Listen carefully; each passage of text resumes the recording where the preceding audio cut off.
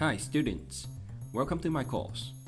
You are here probably because you have been wondering where all these amazing apps on your mobile phone came from and whether you can make one yourself.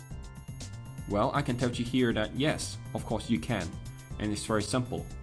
You will be making your first Android app as soon as you start the first unit of this course. Hi, I'm Kenneth.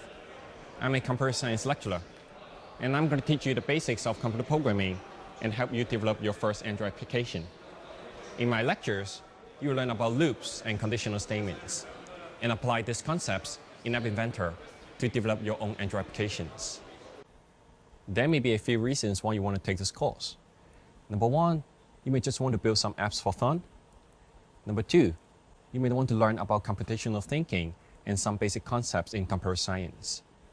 Number three, you may be a teacher who is going to teach a computer science course using App Inventor.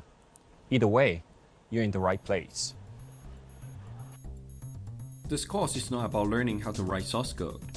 If you're expecting this, you'll be very disappointed because you will not be required to learn any programming language.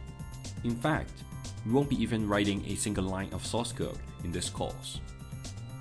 But instead, the focus will be on developing your logical thinking. Computer science is not just about writing source code. It's about breaking down a complex problem into the smallest individual elements so that a computer could process the information.